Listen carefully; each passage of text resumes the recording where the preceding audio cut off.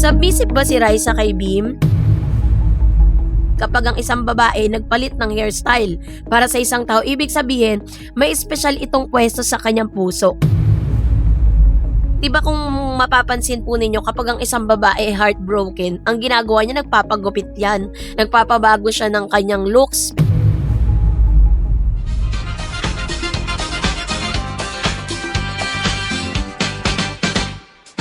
Miss Raisa May Dizon, abay pinatunayan na sinunod ang payo ni Bimby Aquino at ng nanay nitong si Miss Chris Aquino.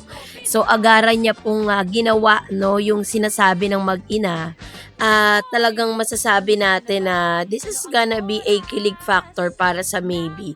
Yan ang ating pag-uusapan maya-maya lang. But before that, if you haven't subscribed yet to my YouTube channel, please don't forget to like, share, and subscribe at hit mo na rin ang notification bell for more showbiz updates. So bago tayo magpatuloy sa ating updates for today's video, nice ko pong panoorin po muna ninyo ang video clip na ito. Let's watch this. Uppercut. Bakit si Rex? Step pa lang si Bimby, wala. Wait lang ha. Pang. Sige, magpapapaksa ng American. Next year. Ano extension? Next year? Next year. Sige. Utos ni Sana. Uppercut. Bakit si Rex? Step pa lang si Bimby, wala. Wait lang ha. Pang. Sige, magpapapaksa ng American. Next year. Ano extension? Yes, you got it right. Ayan po yung ilan sa mga video clip kung saan ay pinatunayan na itong si Miss Raisa May Dizon na nakikinig talaga siya sa mga payo ni Beam at ng ina nito, no? Dahil ang katotohanan at ng kilig factor sa Raisa May Bimby moment, basta para sa'yo, magpapagupit ako. Isang klasikong eksena na showbiz na hanggang ngayon ay nag-iwan pa rin ng ngiti, kilig at napakaraming tanong sa ating mga Pinoy showbiz marites. Nako beshi, kung pag-uusapan natin ang isa sa pinakasikat at pinaka-cute na showbiz crossover noong dekada 2010, hindi mawawala sa listahan ng tambalan ni Raisa May Dizon at Bimby Aquino Yap. Naalala mo pa ba nung nagkasama sila sa isang TV segment, ang pambansang Chacha Diva at ang pambansang Rich Kid? Yung eksenang iminumungkahi ni Chris at yung young Bimby na subukan ni Raisa May ang bagong hairstyle, particular ang pagkakaroon ng bangs at straight bagsak na buhok. May mga nagtatanong, ano nga ba ang ibig sabihin nito? Isang senyales ba ito na submissive si Raisa kay Bimby? Gusto ba nating maging mas maganda ang paningin or mas maganda sa paningin ng young master para magustuhan niya nito? Halika't i-unpack natin ang napakasayang showbiz throwback na ito sa isang ultimato at nakakakilig na report, no? So, sa kasagsagan po ng Raisa May Show at ng kasikatan ni Chris Aquino or Chris TV, nagkaroon po ng napakasayang pagkakataon kung saan napilitan ng guesting at suporta ng pamilya ni Chris Aquino at Itbulaga sa family. Sa mga panahon yun, si Raisa May ay kilala sa kanyang maikling buhok na madalas ay nakatali o sa itaas at nakalog. Alam natin na sa mga panahon na yon, si Raisa May po, yung buhok niya kasi sobrang straight eh. Talagang, kumbaga parang inalagaan din ng nanay niya, pero sobrang nipis. Diba, medyo manipis lang yung buhok ni Raisa nung baby pa siya, nung maliit pa siya. So, balit magtagpo ang landas sila Bimby, napansin ng pamilya Aquino na napaka-cute ni Raisa at mas lalo itong gaganda kung babaguhin ng kaunti ang kanyang ayos. Ang mungkahi ni Chris at Bimby, iminungkahi nila na baguhin ang kanyang hairstyle para mas maging mukhang princess or fashionable, ano? Ang reaksyon ni Raisa, buong puso at masayang tinanggap ni Raisa ang payo. Sabi niya dun sa video na yon, nung sinabi po ni Bimby na I think you need to have or parang mas maganda raw na may bangs si Raisa. Pero sabi ni Raisa na sige, magpapagupit siya pero next year pa, ganon. Parang ganon yung sinabi niya. Pero here it comes, ilang days pa lang ang nakaraan ay nakapagpagupit na si Raisa. Nagkaroon siya ng bangs at makikita natin na may transformation talaga. Mas lalong gumanda itong si Aling Maliit na ngayon ay dalaga na, 'di ba? Dumagsa ang papuri mula sa mga manonood. Sabi ng marami, mas lalong mabas ang kagandahan at pagka-charming ng ating Aling Maliit. Submissive ba si Raisa kay Beam? So, a gentle reality check. Beshi, bago tayo masyadong tangayin ang ating imahinasyon, ninawin muna natin ang totoong konteksto nito. Gamit ang ating wais na pananaw, kung mangyayari ang eksenang ito, bata pa silang dalawa, si Raisa ay nasa ngayon, ilang taon na ba si Raisa? 21 years old, no? If I'm not mistaken. At si Beam naman po ay parang mas matanda si Raisa ng 2 years. Dito po kay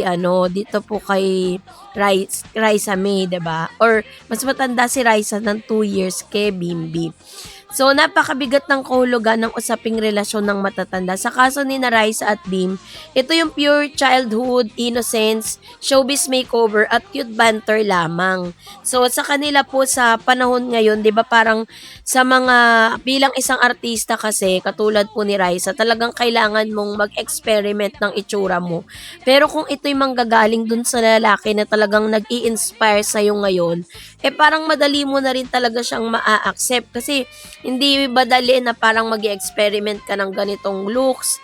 Hindi natin alam kung ano ang magiging ano ang magiging outcome, 'di ba? Pero dahil nga very submissive ang isang Raisa May dito po kay Mr. Bimbi Aquino, ginawa niya po agad-agad, 'di ba? Kaya talagang mapapansin natin na meron talaga may something na talaga itong dalawang ito at nakakakilig, no, yung kanilang dynamics na kahit na alam natin na talagang pinag-iisipan muna ang lahat ng ito.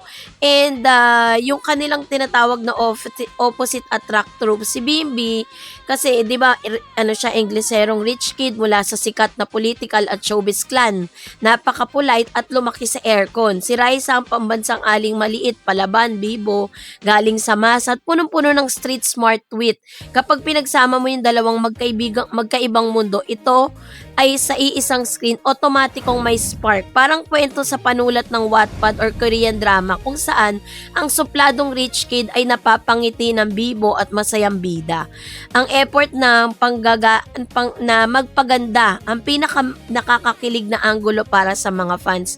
Nang sabihin ni Bimbi at Chris na mas bagay sa kanyang bagsak na buhok na may bangs, agad itong ginawa ni Raisa. At para sa mga romantic sa puso, ang aksyong ito ay may hambing sa mga classic rom-com scene kapag ang isang babae nagpalit ng hairstyle para sa isang tao. Ibig sabihin, may special itong pwesto sa kanyang puso. Kahit na sa totoong buhay at larot biruan lang ito ng mga magkakaibigan, pero ito'y simbolismo ng pagpapagupit ni Raisa ay nagbibigay ng tinatawag na talaga namang teenage love vibes na kinagiliwan ng buong bansa.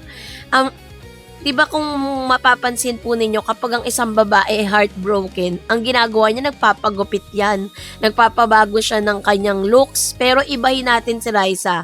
Dahil in love si Raisa, at wala pong makaka-deny niyan. Kitang-kita natin sa mga reaction nila. So, ginawa niya yung sinabi ni Beam at yung request ni Miss Chris Aquino. So, dahil po dito, ito po yung kinatuwaan ng marami, 'di ba? Kasi hindi mo naman susundin, 'di ba? Hindi mo naman, parang hindi ka naman magpapasubmit dun sa sinabi ng isang lalaki kung wala ka talagang nararamdaman para sa kanya. Kasi ang gusto natin, lalo na mga babae, gusto natin na mas maging komportable, mas maganda tayo sa paningin nila, 'di ba? Kaya yun po yung isa sa mga parang kinasabi ka ng mga netizen. Kapag binalikan natin ang kwento ng haircut at bangs, di natin dapat tignan to bilang simbolo ng pagiging pagiging maarte lang or what, 'di ba? Pero sa halip tignan natin to bilang isang matapis na alaala, no, ng kung saan si Miss Raisa at Beam merong understanding. Panahon kung kailan pinag-isa ng dalawang magkaibang bata ang kapuso at kapamilya viewers. Simbolo ng matalik na pagkakaibigan, simpleng pagtanggap ng payo mula sa kaibigan upang maging mas confident at maganda. Showbiz magic, isang patunay kung gaano kagaling sina Raisa at Bimbi na magbigay ng saya at kilig sa milyong-milyong Pilipino. So, kaya naman mga beshi, ang pagsunod ni Raisa May sa hairstyle request si Beam at Chris ay isang cute at nostalgic and iconic showbiz moment. Hindi ito usapin ng pagiging submissive or pagiging maarte lang, 'di ba? Kundi isang patunay na game na pakikisama ni Raisa na kanyang pagiging open sa fashion makeover at nang walang kapantay na love, kilig factor na nagpapayanig sa Philippine television noong araw. Pero aminin ninyo, bagay na bagay kay Miss Raisa May yung kanyang hairstyle ngayon, 'di ba? Ano kaya magiging reaction ni Beam kapag nakita niya ng personal si Raisa, 'di ba? Kasi ngayong araw ng Martes, hindi live ang Eat Bulaga so parang na-tape nila yan. So tomorrow will be Wednesday, magkasama ulit sila ni Bimbi. So abangan natin yan. And that's it for today. For more videos and updates, please don't forget to like and subscribe. And please don't forget to follow my Facebook page, Dar Eds TV and Dar Eds channel. God bless everyone.